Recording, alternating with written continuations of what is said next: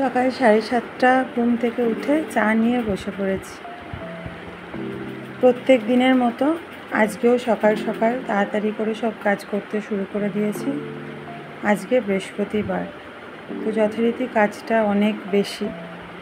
ছেলে মেয়ে husband Maggi খাবে, তাও তাদের আর্জি যে ডিম দিয়ে ম্যাগি করে দাও। আমি বললাম আচ্ছা ঠিক আছে, কারণ আমার তাড়া আছে, আমি স্নান করে তাড়াতাড়ি করে সকাল সকাল পুজোটা সেরে নেব।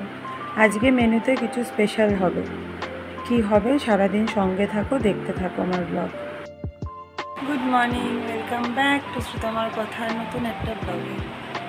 আজকে সকালটা খুব ব্যস্ততা দিয়ে শুরু হয়েছে, রোজই হয়, কিন্তু শরীরটা ভালো না। কালকে থেকে খুব জ্বর, দুদিন আগে হাজব্যান্ডের অ্যাক্সিডেন্ট হয়েছে, তাই ব্লগ ভিডিও রেগুলারিটি মেনটেন করতে পারছি না। ওর পাটা ভেঙে গেছে, তো সবটাই তোমাদের সাথে শেয়ার করব। আজকে সারাদিন কীভাবে কাটছে, কতটা ব্যস্ততম দিন আজকে, তো তোমরা আমার চ্যানেলে চোখ রেখো। আমার চ্যানেলে তোমাদের যদি ব্লগ ভালো লেগে থাকে, লাইক করতে, সাবস্ক্রাইব করতে চ্যানেলটা ভুলো না, আর অবশ্যই কমেন্ট করতে ভুলো না। বসে পড়েছি পুজো দিতে। বৃহস্পতিবার পুজো দিতে অনেকটা সময় লাগে ঠিকই, কিন্তু বৃহস্পতিবার পুজো দিয়ে ঠাকুরের সিংহাসন গুছিয়ে পাঁচালি পরে একটা অদ্ভুত শান্তি হয়। তোমাদের সবার হয়, আমার তো হয়। তো চেষ্টা করছি, কারণ পুজো দিতে যেহেতু বেশিক্ষণ সময়, আর বললাম আজকে দুপুরে মেনুতে স্পেশাল হবে, তার কারণ আজকে ছেলে স্কুলে যায়নি, কদিন ধরে বলছে মা একটু বিরিয়ানি খাবো। নানান রকম খারাপ ভালো সিচুয়েশনের মধ্যে দিয়ে যেতে যেতে রোজই বলছি হ্যাঁ বাবা করবো, খাওয়াবো। ছুটির দিনগুলো তো আর হয়ে উঠছে না, সেদিনকে অন্য রকম কাজ থাকে, তো ওই জন্য আর পেরে উঠছি না। তো ভাবলাম আজকেই করি, কারণ বৃহস্পতিবার আমরা কোনো দিনই নিরামিষ খাই না, যদি অন্য কিছু পুজো টুজো কিংবা একাদশী এইসব কিছু না পড়ে। তো তাড়াতাড়ি করে সব কিছু গুছিয়ে পাঁচালি পরে পুজোটা দিয়ে নিলাম। তার কারণ এবার যাব রান্নাঘরে, সব কিছু গুছিয়ে রেখে এসেছি। বিরিয়ানি করতে তো বেশি সময় অনেকক্ষণই লাগে। চালটা কিছুক্ষণ ভিজিয়ে রেখেছিলাম, প্রায় ঘন্টা দুয়েক মতো। যেহেতু এই ভাতটা হতে বেশিক্ষণ সময় লাগে না, তো হয়েও এসছে।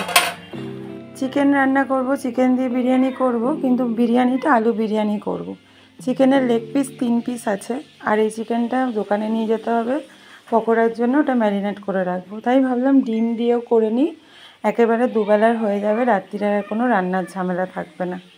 ছেলেমেয়ের তো খিদে পেয়ে গেছে বিরিয়ানির গন্ধ শুকে, তো বিরিয়ানি রেডি। চলো এবার খাওয়া দাওয়া করে নিই, সঙ্গে থাকো, দেখতে থাকো ব্লগ।